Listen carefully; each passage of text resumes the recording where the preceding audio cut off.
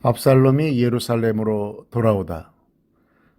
스루아의 아들 요압이 왕의 마음이 압살롬에게로 향하는 줄 알고 드고아의 사람을 보내 거기서 지혜로운 여인 하나를 데려다가 그에게 이르되, 청하건대 너는 상주가 된 것처럼 상복을 입고 기름을 바르지 말고 죽은 사람을 위하여 오래 슬퍼하는 여인같이 하고 왕께 들어가서 그에게 이러이러하게 말하라고 요압이 그의 입에 할 말을 넣어주니라.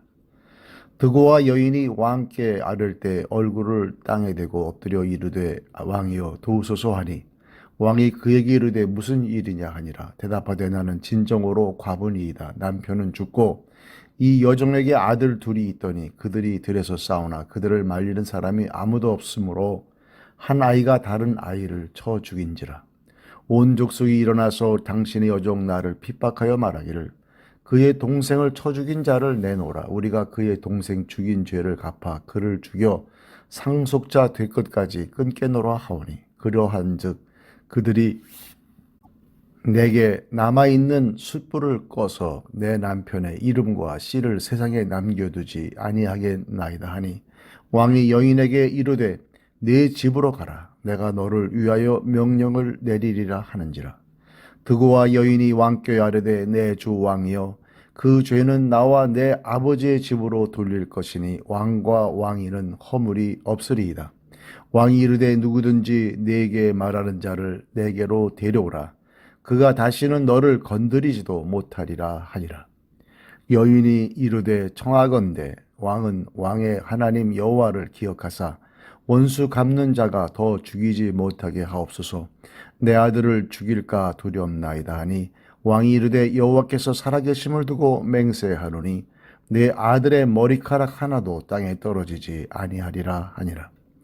여인이 이르되, 청하건대 당신의 여정을 용납하여 한 말씀을 내 주 왕께 여쭙게 하옵소서 하니, 그가 이르되 말하라 하니라. 여인이 이르되, 그러면 어찌하여 왕께서 하나님의 백성에게 대하여 이 같은 생각을 하셨나이까? 이 말씀을 하심으로 왕께서 죄 있는 사람같이 되심은 그 내쫓긴 자를 왕께서 집으로 돌아오게 하지 아니하심이니이다. 우리는 필경 죽으리니 땅에 쏟아진 물을 다시 담지 못함 같을 것이오나, 하나님은 생명을 빼앗지 아니하시고 방책을 베푸사 내쫓긴 자가 하나님께 버린 자가 되지 아니하게 하시나이다. 이제 내가 와서 내 주 왕께 이 말씀을 여쭙는 것은, 백성들이 나를 두렵게 하므로 당신의 여종이 스스로 말하기를, 내가 왕께 여쭈오면 혹시 종이 청하는 것을 왕께서 시행하실 것이라. 왕께서 들으시고 나와 내 아들을 함께 하나님의 기업에서 끊을 자의 손으로부터 주의 종을 구원하시리라 함이니이다.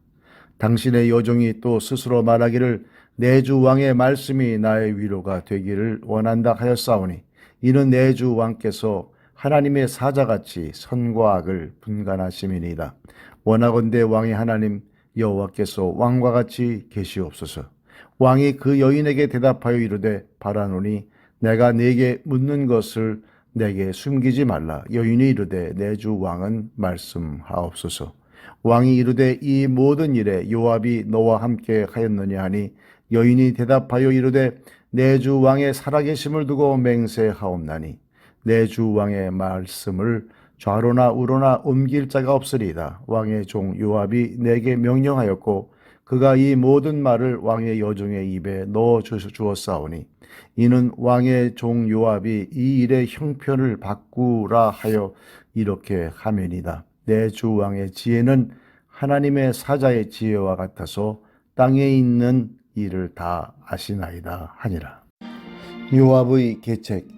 요압은 압살롬을 향한 다윗의 분노가 누그러졌음을 눈치채고 다윗이 압살롬을 데려오도록 계책을 꾸밉니다. 요압의 지시를 받은 드고아 출신의 한 여인이 다윗에게 나아갑니다. 나에게 주시는 교훈은 무엇입니까? 진리가 대의보다 앞설 수 없습니다. 요압은 다윗이 압살롬을 용서하고 왕국으로 불러들여 왕위를 물려줄 준비를 해야 한다고 생각한 듯합니다.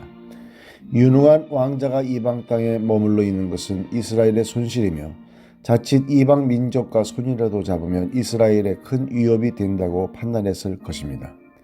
그러던 차에 시간이 흘러 압살롬에 대한 다윗의 진노가 누그러졌습니다. 요압은 이 시기를 놓치지 않고 왕이 공의보다는 국가적인 실리를 챙기는 결정을 내리도록 이를 꾸몄습니다. 그러나 요압의 이런 생각은 훗날 내란으로 귀결되고 맙니다. 정의와 같은 대의를 버리면서 챙기는 실리는 결국 실패한 실리가 됩니다. 말하는 사람에게 유리하도록 교묘하게 사실을 왜곡하고 편집하는 말을 조심해야 합니다. 드고와 여인의 이야기는 다윗의 마음을 돌려 압살롬을 데려오려고 요압이 일러준 것이었습니다. 그런데 그 말에는 압살롬 문제와 맞지 않는 부분이 있습니다. 여인의 이야기에는 두 아들이 싸우다가 우발적으로 한 아들이 다른 아들을 죽였지만 압살롬의 살인은 철저히 계획적이었습니다. 그리고 여인은 자신을 힘없는 과부로 꾸미고 남은 아들을 자기에게 남아있는 숯불이라 부르면서 다윗의 동정심을 자극했습니다. 그리고 모든 백성이 압살롬이 돌아오기를 바라고 있는 것처럼 과장하면서 압살롬을 데려오지 않는 것을 민심에 반하는 죄로 규정했습니다.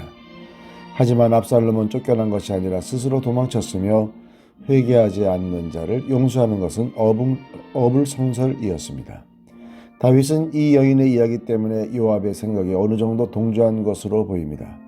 우리는 반쪽짜리 사실로 된 이야기를 분별해야 합니다. 내 의지를 관철하려고 말을 꾸미지도 말고 꾸며진 말에 속지도 맙시다. 누군가를 대신해서 반쪽 사실로 된 말을 전하는 사람이 되지 맙시다. 요압이 사주했다는 사실을 다윗이 알아채자 여인이 다윗에게 쏟아내는 아첨의 말을 보십시오. 그 말에서 죽을지도 모른다는 여인의 두려움이 느껴집니다. 이런 위협을 왜 감수하려 합니까?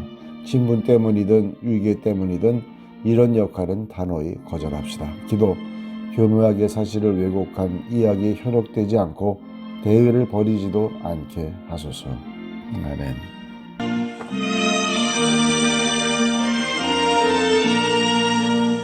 나는 갈 길 모르니 주여 인도하소서.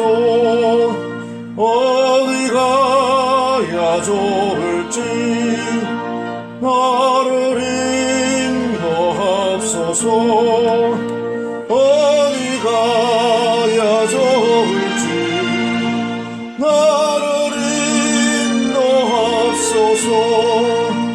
아무것도 모르니 나를 가르치소서. 어찌해야 좋을지 나를 가르치소서. 어찌해야 좋을지 나를 가르치소서. 오늘도 주 안에서 말씀으로 순종하시고 찬양으로 승리하시는 복된 하루가 되시기를 기도드립니다.